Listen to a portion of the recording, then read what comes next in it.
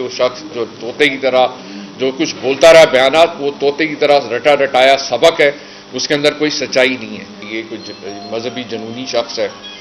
یہ بھی انویسٹیگیشن کے اندر بالکل سامنے آ گئی کہ ایسا ہرگز نہیں ہے. معظم جو تحریک انصاف کا ورکر تھا جو اس دن شہید ہوا اس نوید کو پکڑتے ہوئے، جو اس کے پیچھے بھاگتے ہوئے، تو وہ گولی جو لگی وہ عمران خان صاحب کے گارڈز کی جانب سے نہیں لگی. ان کے سارے جو فورینسک رپورٹس آئی ہیں ان کے سب کے جو ہیں وہ ویپنز کلیئر ہو گئے کہ ان کی طرف سے کوئی ایسا نہ فائر کیا گیا اور نہ ہی ان کی گولی سے وہ شہید ہوا. جب نوید کو اس پالیوگرافی ٹیسٹ سے گزارا گیا تو چند ایک چیزیں سامنے آئیں. سب سے پہلے جب اس سے سوال پوچھا گیا کہ کیا آپ وقاص کے ساتھ مل کر آپ نے عمران خان پہ حملہ کرنے کا منصوبہ بنایا، تو اس کا جواب جو ہے وہ مثبت تھا، یعنی کہ پولیگرافی ٹیسٹ میں اس کا جواب صحیح تھا.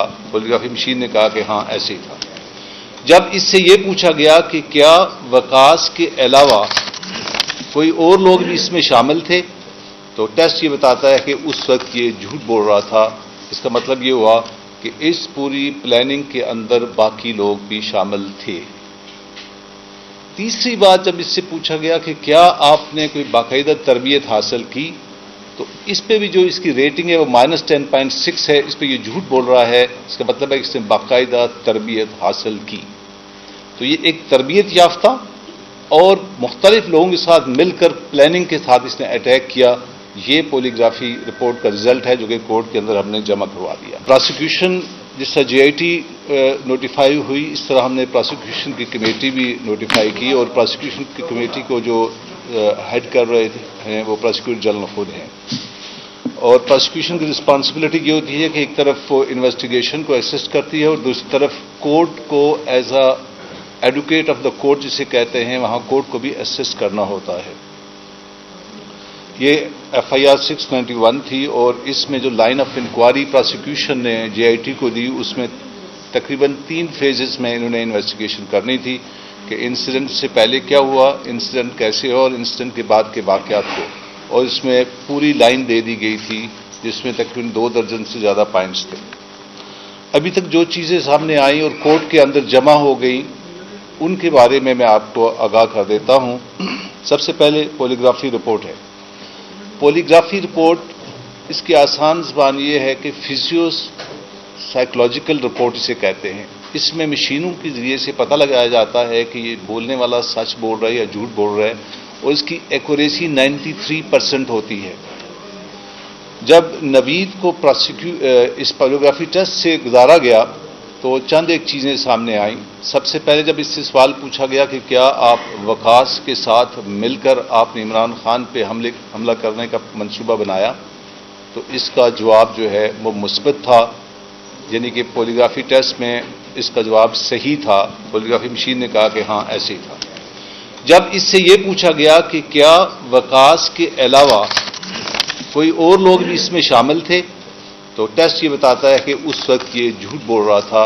اس کا مطلب یہ ہوا کہ اس پوری پلاننگ کے اندر باقی لوگ بھی شامل تھے.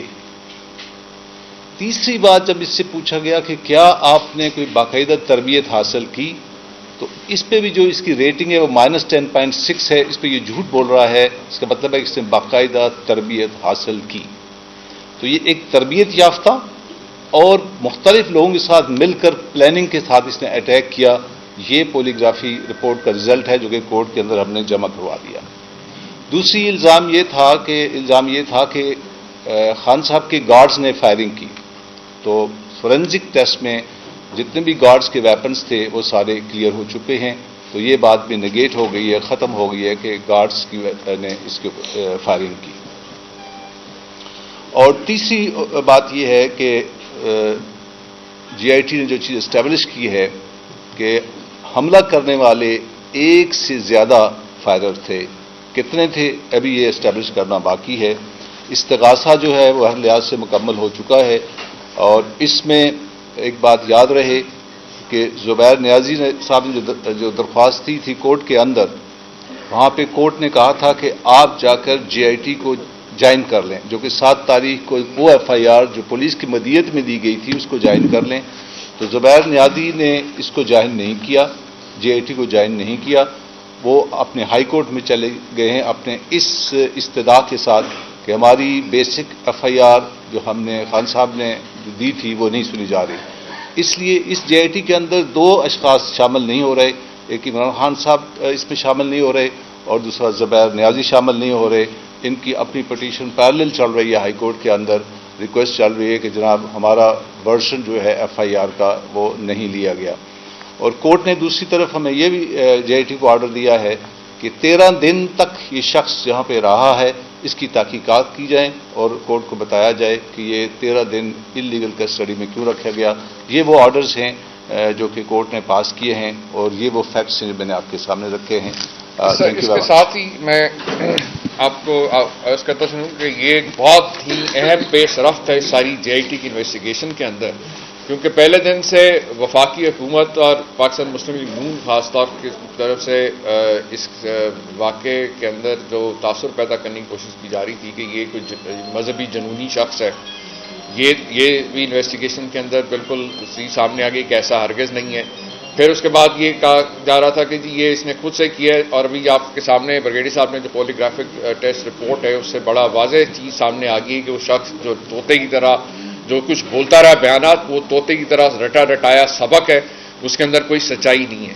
اور دوسری جو سب سے بڑی اہم چیز جس کے اوپر یہ چہ مگوئیاں کی جا رہی تھیں، الزامات بھی کہ جو معظم جو تحریک انصاف کا ورکر تھا جو اس دن شہید ہوا اس نوید کو پکڑتے ہوئے جو اس کے پیچھے بھاگتے ہوئے، تو وہ گولی جو لگی وہ عمران خان صاحب کے گارڈز کی جانب سے نہیں لگی. ان کے سارے جو فورینسک رپورٹس آئی ہیں ان کے سب کے جو ہیں وہ ویپنز کلیئر ہو گئے کہ ان کی طرف سے کوئی ایسا نہ فائر کیا گیا اور نہ ہی ان کی گولی سے وہ شہید ہوا.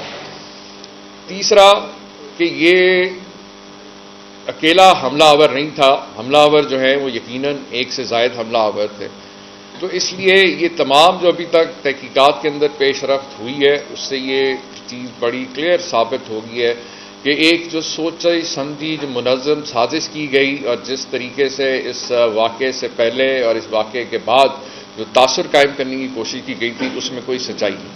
یہ بتائیے گا کہ یہ سارا واقعہ آپ نے بتایا ہے، اس میں سب سے اہم چیز یہ تھی کہ اس کا ویڈیو بیان شروع میں پولیس نے جاری کیا، اس کی کیا تحقیقات ہوئی ہے کہ جو بیان جاری کیا گیا تھا وہ کس نے کیا، کیسے کیا، کیا یہ پہلے سے ریکارڈڈ تھا یا وہاں جا کے ریکارڈ ہوا، پھر دوسرا بیان بھی اس کا سامنے آیا جس کی وجہ سے سارا مینیپولیٹ کیا؟ جی بالکل، وہ بہت ایک اہم نقطہ ہے اور اس کے اندر بالکل انٹر ڈپارٹمنٹل کی جو ہے انکوائری چل رہی پولیس کی اور اس پہ فورینسک کی رپورٹ کا انتظار ہے کیونکہ پولیس آفیسرز جو وہاں موجود تھے ان کا فون بھی لیا گیا اور اس کا فورینسک بھی ابھی پروگرس میں رپورٹ وہ جیسے آئے گی وہ انشاءاللہ. یہ بتائیے گا کہ یہ بھی خبریں چل رہی تھی کہ پی ٹی آئی کے کچھ لوگوں کو بھی جے آئی ٹی نے بلایا لیکن وہ بھی پیش نہیں ہوئے.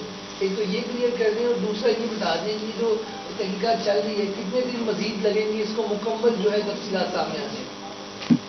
دیکھیں ایک تو یہ کہ یہ کافی حد تک جو ہے اس میں کافی اہم پیش رفت ہو چکی ہے انکوائری کے اندر، اور جیسا بھی بگیڑی صاحب نے بھی آپ کو بتایا کہ ہم جو ہے انٹرم چلان جو ہے کورٹ میں پیش کیا جا چکا ہے. یہ پروسیس ہے اور ہم امید کرتے ہیں کہ بہت جلد ہم جو ہے اصل مجرموں تک پہنچ جائیں گے. اور ویسے تو حقائق جو ابھی تک آ رہے ہیں وہ بالکل سمت جو ہے ہماری بالکل درست ہے اس حوالے سے. اس میں دو شخصات میں جس سے بتایا کہ ایک زبیر نیازی صاحب پیش نہیں ہوئے اور دوسرا عمران خان صاحب پیش ہوئے، باقی جتنے بھی مضروب تھے یا زخمی تھے جو ایویڈنس میں تھے وہ پیش ہو چکے. اس میں ایون میں بھی وہاں موقع پہ موجود تھا، میں ہمارے سابق گورنر عمران اسماعیل صاحب، باقی جو دیگر لوگ جو زخمی ہوئے ہمارے ساتھی وہاں پہ عمران خان صاحب سے جو کنڈیر پہ موجود تھے ان میں سے تقریباً سبھی نے جو ہے اپنا بیان جے آئی ٹی میں ریکارڈ کرا دیا اور اس کے ساتھ یہ جو یہ تسنیم حیدر اس نے نواز شریف کو مریم نواز کا بھی نام دیا ہے، وہ بھی اس میں انوالو ہے، ان کو کوئی سامان جاری کیا کہ جے آئی ٹی میں پیش ہونے کے لیے وہ اگر نہیں آتے تو انٹرپول کو بھی آتے کہ دیکھیں اس میں یہ کہ میں نے آپ سے عرض کیا نا کہ اس نے بالکل اس نے نام ہی ان 3 لوگوں کا مین تو لیا مریم نواز شریف اور ناصر پاٹ اور باقی لوگوں کا، اور اس کے حوالے سے اس نے جو ہے آڈیو ویڈیو جو اس کے پاس ایویڈنس تھا وہ بھی اس نے برطانوی پولیس کو بھی جمع کرایا. میں نے آپ سے کہا نا کہ وہ جے آئی ٹی اس کو ٹوٹلی ایک انڈیپینڈنٹلی اس کو دیکھی اس تفصیلات کو، کیونکہ ہم یہ آپ کو پہلے بھی ہم نے کہا تھا کیونکہ یہ ایک بڑا حساس نوعیت کا معاملہ ہے اور ہم اس کو نہیں چاہتے کہ کوئی اس قسم کا کوئی ایلیمنٹ آ کے کسی قسم کی جو ہے اثر انداز ہو. اس لیے اگر کوئی اس میں جو بھی اس میں مثبت پیش رفت ہوگی، کوئی ایسی چیز ہوگی تو ہم ڈیفینیٹلی اس میں انکلوڈ اس میں کیا جائے گا، کیونکہ ظاہر ہے یہ سارا ایک ہی پلاٹ کا حصہ ہے.